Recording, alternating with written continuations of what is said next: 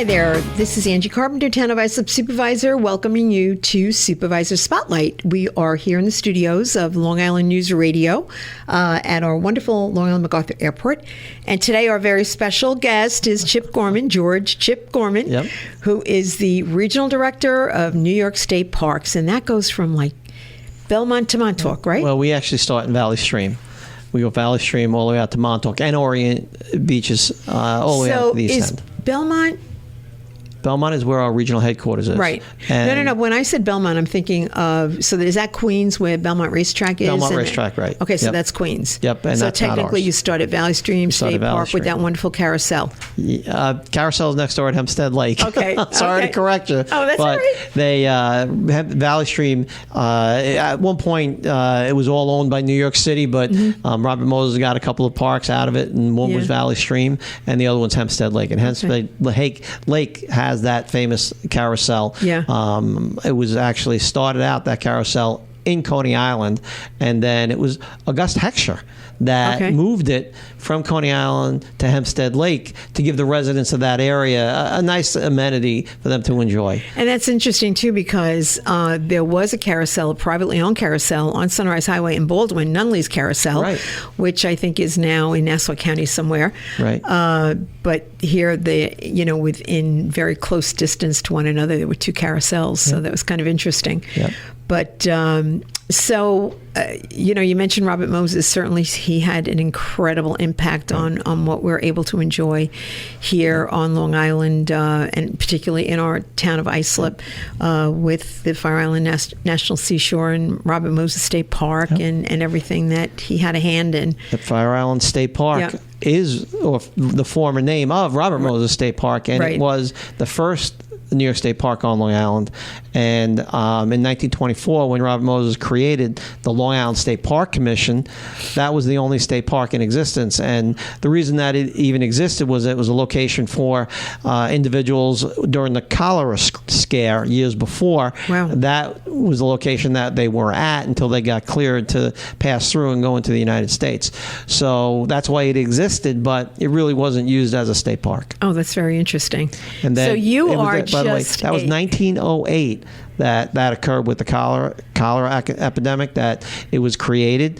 And in 2008, we celebrated its 100th anniversary. So Robert Moses is a considerably old park, but more important, it is beloved by Western Suffolk residents and Eastern Nassau County residents. It is so popular. Over 15 years ago, the attendance was about 2.1 million. Now it's over 4 million visitors just at Robert Moses State Park. That is amazing to think it's doubled. That is truly amazing. But it's only one lane in and one lane out on the Fire Island Inlet Bridge. I know. That's a nightmare for us, but we try to expedite traffic as quickly as we can. Well, speaking of nightmares, I remember when they were redoing the bridge, and then they, traffic was inhibited to even less of a lane when they just had the one section open. And I can remember being at that ribbon cutting, sitting on the bridge on a very, very hot day. And I know that you were there too, and I don't remember what year that was, but quite a number of years ago. And that was a project that we wondered if it was ever really going to get done and were we going to survive. That one took a little while. Because we have, people tend to forget there are people that live on Fire Island year round. So to think that the bridge was going to be closed down for any, period of time and not have people able to go on and off was kind of scary, but we made it. We worked through it, and the bridge is all in better shape than they've ever been. Well, I think by the time everyone is done listening or watching this little segment of Supervisor Spotlight, they're going to realize how much incredible knowledge you have of the parks here on Long Island. So tell me, I know it's been a long time, but how did you start in parks? How long has it been? I started as a summer employee in 1977. That is awesome. I worked at Jones Beach, and I lived in Wantagh, which arguably, because the Village of Freeport will argue it, but by the Wantagh residents would consider the gateway to Jones Beach. Again, Freeport considers that the gateway to Jones Beach. I would have to argue in Freeport's behalf, because I was a kid growing up in Freeport and can remember taking the bus for 25 cents and going to Jones Beach. So I very much feel that Freeport was the gateway to Jones Beach. Well, I'm a Wantagh resident, a former Wantagh resident, so I'll argue with you a little bit. But that's how I got my first summer job. So I went out and I applied and I was hired. And my very first day, I was sent over to the Jones Beach Theater to start getting that ready. It was early May. And I would, pick up papers. I was scraping gum off of the undercarriage of seats, or the back of the seats back then, and getting that ready. And then Memorial Day weekend, that's when you got your permanent assignment for the summer. And I was transferred to field number 6. So I worked at field 6, cleaning the beach, cleaning the bathrooms, taking tickets at the entrance to the parking field. Right. So that's how I started my career. And to this day, there is very little jobs that I have not done in state parks. But that has to make you an even better director, absolutely, because you really understand everything that needs to be done in the big picture, but you can have an appreciation for the person doing the job, and also understand no matter what that job is, and even if it is the guy scraping the gum off the bottom of the seats, how important each of those tasks are. Absolutely. All of our state park employees are amazing, from, as you said, the individuals that work during the summer that do the tasks that aren't so glamorous, to lifeguards, to the New York State Park Police. We really have a really hard-working, dedicated workforce, and I'm really privileged to have them as our employees.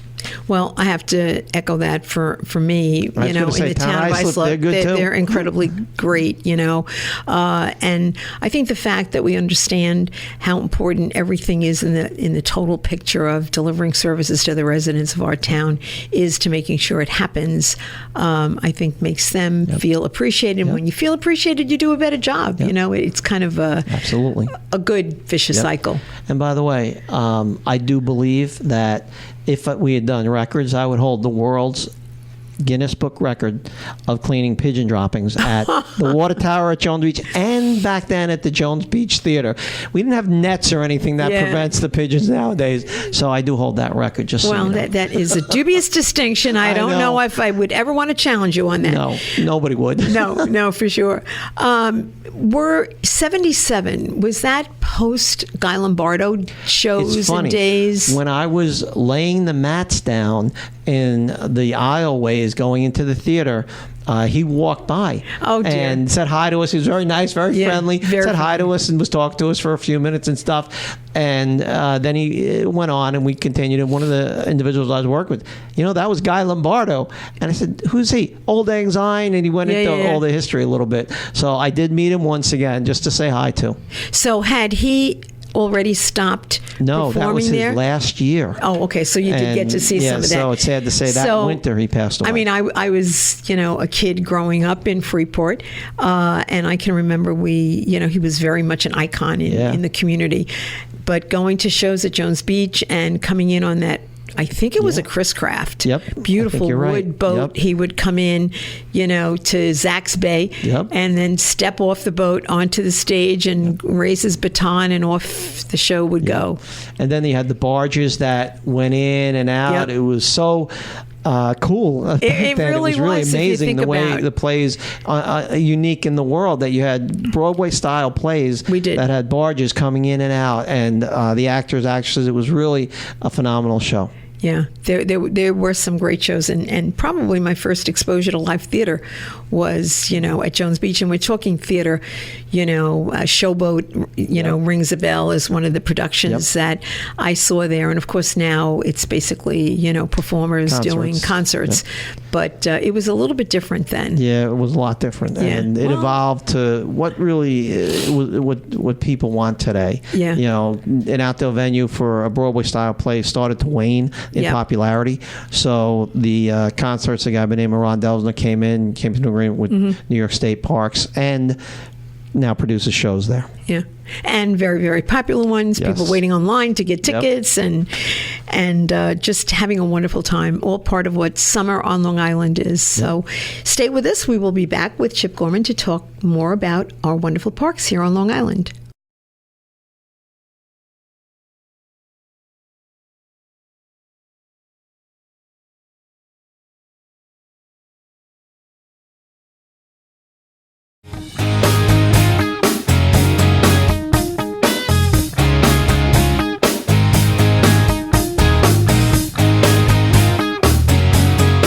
to Supervisor Spotlight. This is Angie Carpenter, Town of Islip Supervisor, with our great guest in the studio today, Chip Gorman. We were talking a little bit about the theater at Jones Beach, and off camera we were mentioning, or Chip was mentioning, the fact that there are a lot of anniversaries. You know, we're having one in the town of Islip this year. We're having a year-long celebration of our 335th birthday. So a week ago, Saturday, we had Living History Day in the town, and that was so very popular that I have a feeling it's going to wind up being an annual event. That's great. Yeah, it was really, really, really cool. But tell us about some of the anniversaries coming up, particularly those that affect us in the town of Islip. Yeah, so 1924, Robert Moses created the Long Island State Park Commission. So that's celebrating its 95th anniversary. Mm-hmm. Now, that is an advisory board. It used to run Long Island State Parks back in the day, but in the 70s, that changed. So we're now part of New York State Parks. But when they created in 1924, they started purchasing a number of parks and creating a number of parks. Jones Beach, obviously that's the premier. That was opened in 1929. But also Heckscher State Park was acquired and opened in 1929.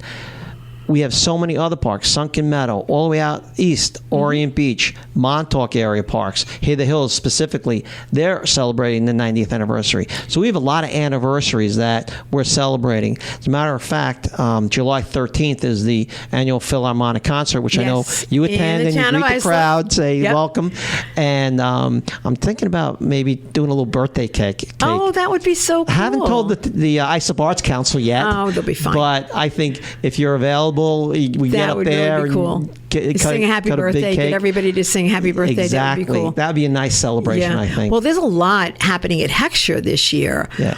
Heckscher's going through a transformation. You know, during the budget cuts of 2008, 2009, the pool closed, the campgrounds closed, and that was really depressing for a number of us that work for state parks, and particularly we're involved in Heckscher and the community. The one thing, it's very beneficial as me as regional director for New York State Parks is the Long Islanders love their parks, so nobody wants to mess with them. So we've gotten tremendous support, and now we've built 15 cottages within Heckscher State Park. That is truly and they were amazing. Right on the water. They're practically selling themselves out. They're doing very well. So if you want a reservation now, contact Reserve America and you'll be able to get a reservation. But we're also opening the campgrounds July 4th weekend. Now, have they been open in a while? It's been 10 years. 10 years, okay. The budget crunches, they were cut. But we did the investment over this winter of upgrading it's a tent site, campgrounds. Mm-hmm. So we upgraded the sites. We did a lot of landscaping. We repaired the cement. We did new cement. We actually created a building for comfort stations for check-in so that it's a better experience. Mm-hmm. We're also going to install a playground there because there's really not much to do right there in the campgrounds. Right. So we're building a playground so that the kids will have something to do. But you have the whole beachfront, you have the water, you have the cottages, and we're going through a number of other plans that we'd like to implement at Heckscher so that it's really the community will again start to visit the park, start to enjoy it again. It is very popular for a walking trail, the bike path. Yep. That's really popular. It's the most reserved area we have. We have Field 3 that we reserve to the public.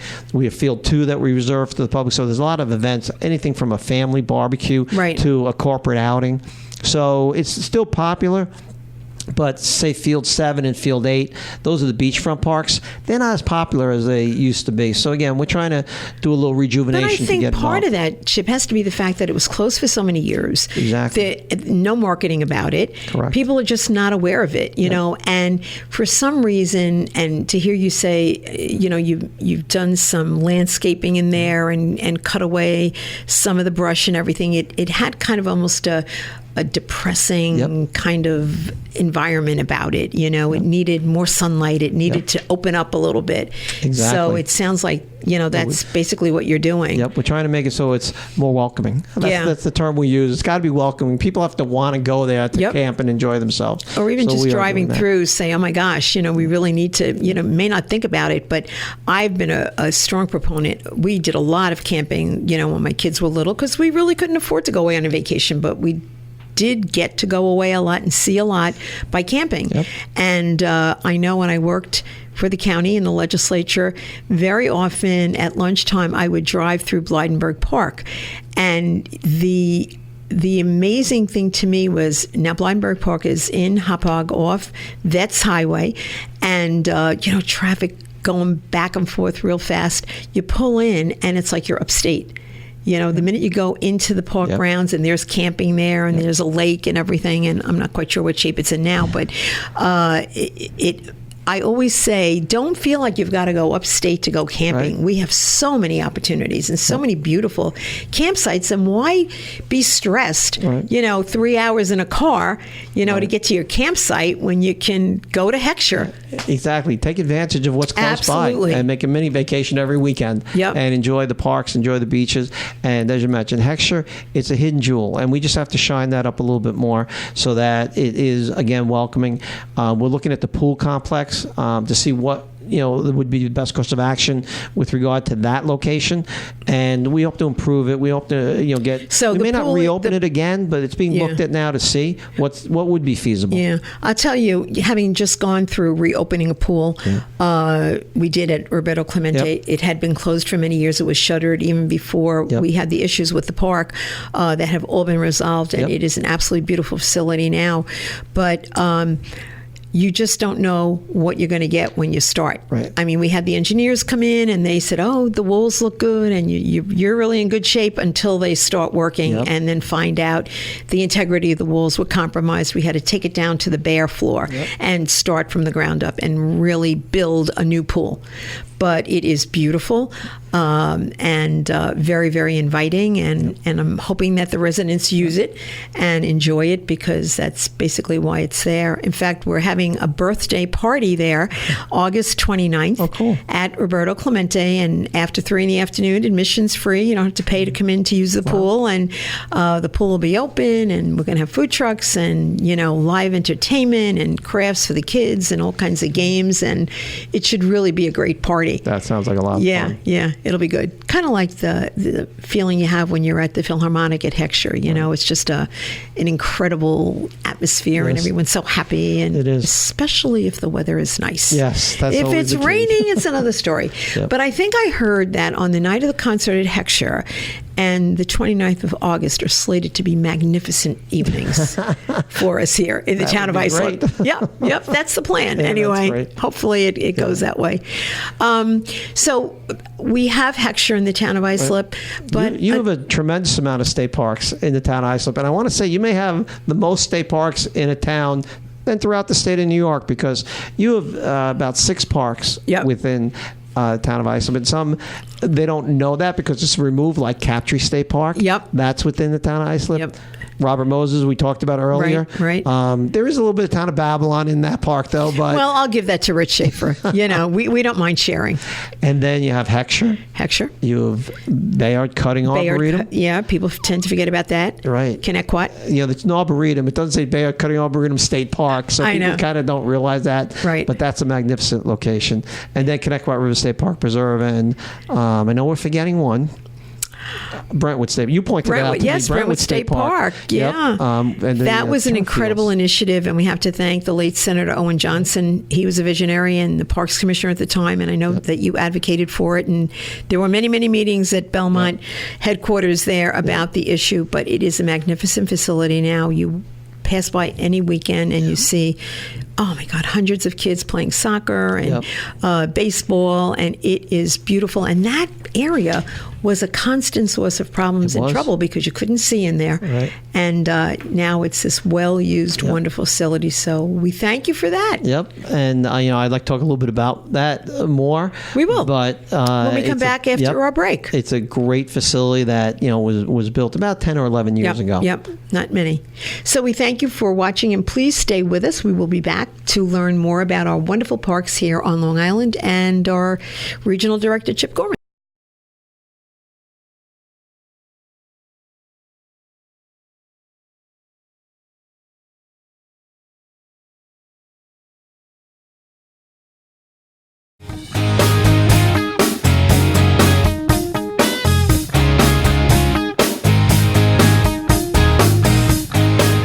back to Supervisor Spotlight. I'm Angie Carpenter, Town of Islip Supervisor, in the studio today at Long Island MacArthur Airport.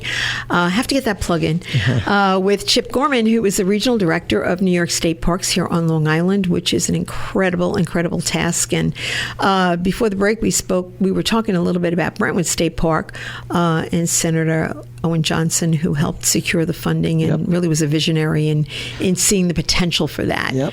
And that is so used. We have what's called field number 1. It's a lighted field. It is unbelievable from when the weather turns nice in the spring through the fall. It is used nearly from sun up to sundown and beyond because of the lights. It's lights, right. Usually about 10:30 games are done. But it's only been about 10 years since that turf field was constructed, and we are already designing and planning to replace it for next season because it has so much usage. It's incredible. Well, it's you mentioned that about the turf field. I had someone just the other day reach out to me. They want some turf fields in the town, and they are very, very expensive. We know that, but also too, they don't have a very long life. 10 to 12 years is basically all you're going to get out of a turf field. So you have to be kind of prepared for that in the future. Definitely. And that's one of the things that, Senator Johnson got us the funding to create the Phase 1 section. And it really was great. The other fields are still in good shape, but the one main field, and that's the one thing that we all look to the future is what to do with the other half, Phase 2. And we will be making a decision within the next few months as to what we should be doing and some suggestions from the community to respond to. But when you started off, the way Brentwood developed was fantastic. And it was community, state getting together, designing, working with the community to design that park, the civic associations, the user groups. And it really came out very well. And it's very well enjoyed. We have a playground there that I'm telling you, on a Sunday morning, it's packed. We have a lot of pickup games of things that we didn't anticipate, such cricket. They use one of the paths on the far side by baseball when it's not being used. They come in. It's really a great facility. And that's the way it's supposed to be, And you talked about people loving their parks. Whatever we can do. When we're in that phase now at the town of Islip, we have replaced, in the 4 years that I'm there, we have replaced so many of our larger parks, in Holbrook, Casamento, over on the beach, Atlantique, Kismet, Byron Lake. These playgrounds had not been touched in years. And by the end of this year, we will have replaced 19 pocket parks. These neighborhood parks that people absolutely love. We've replaced so many of them, and but people love it. Yeah, I got to tell you, Governor Cuomo and his commitment, State Parks 2020 plan, where he's invested millions. Jones Beach alone, $65 million. And overdue. Really. The cottages, the campground, all that we're doing at Hexer, all that we're doing all over Long Island State Parks is due to that commitment. And that's been amazing for us, a transformation. And you know what? Our attendance increases. And every year when we do improvements and we get more people back to the parks, they are visiting and our numbers are skyrocketing. Yeah, it's awesome. It really there's is. one hidden gem that you mentioned to me before that I'd like to bring up. We want to talk about that. Yeah, Bayard cutting Arboretum. It is incredible. I mean, you go in there, especially this time of the year, although I think they've kind of stopped blooming now, the rhododendrons. I mean, they are absolutely magnificent. They're just walking through. But then there's this beautiful, beautiful place to go have tea, or a lovely Sunday brunch. The cafe is very popular. Yes, in an environment like you're in someone's old mansion, you know.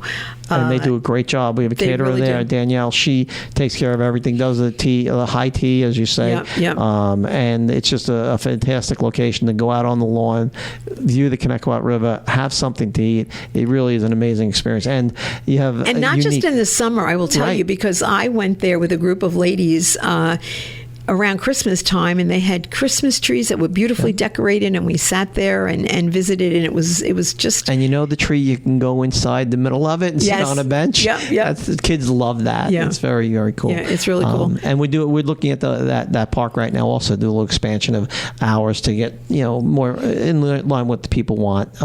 You close it down a little early, but we're looking at Bayard, we're looking at planting fields, trying to expand those hours a little bit. Early dinner would be nice at Bayard. Is what? An early dinner would be nice at Bayard. That would be, and you know what? the caterer, she would love it if we're able to do that. Yeah. So but something to think about. I just also want to put a plug in. You say when you start out, MacArthur Airport, and everybody we deal with, you, Shelley, LaRosa Rob, Arkin, her team, the team here is so supportive when the United States Air Force Thunderbirds come, and for the Jones Beach Airshow, Bethpage Airshow at Jones Beach, and this year again, they only had accolades. They only had praise, how well they were treated, how you guys took extraordinarily good care of them. And, they do a little checklist after each performance, that's good in to each know. air show. And you guys come off on the top end of that with everything that you do to support the Thunderbirds during the air show. And that's a home run because we always, we always apply for them. We have the Blue Angels one year, the Thunderbirds the next, and we hope to always alternate. And the better we treat them, the better that their operation works.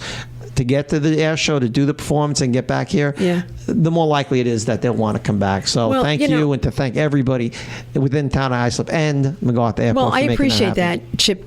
And I think it just reinforces how important it is for us to have partnerships. Yeah. The state, the town working together, the county.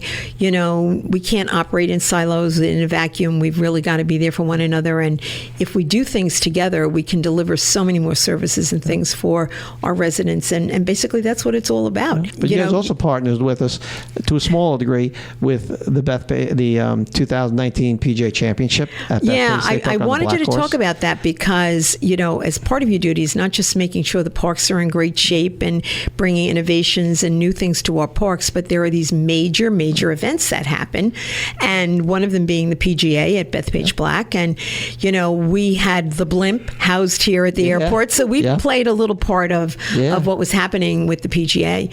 But what does that do to you? I mean, you had back-to-back events, too. This was a little bit busy summer so far. We had the PGA Championship, and there's a lot, as you mentioned, a lot of work, a lot of coordination that had to occur before the event.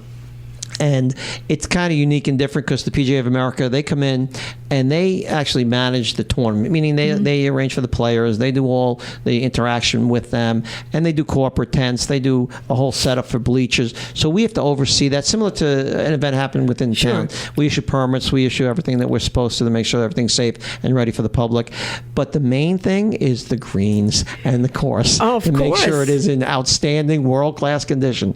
And Betsy Wittenberger is the park director, and you have an individual that has taken care of those greens. You have the superintendents of each of the golf courses that joined together and worked just on the black course. And they were headed up by the head greenskeeper, Andrew Wilson. And they received help from superintendents from throughout the country, and a couple of countries came in during that. And we invested about $2 million for the drainage on the black course after the 2009 when we had torrential rain. Well, guess what? Sunday and Monday it had torrential rain again this year, and Tuesday morning the conditions on the course were fantastic, and the players all mentioned that.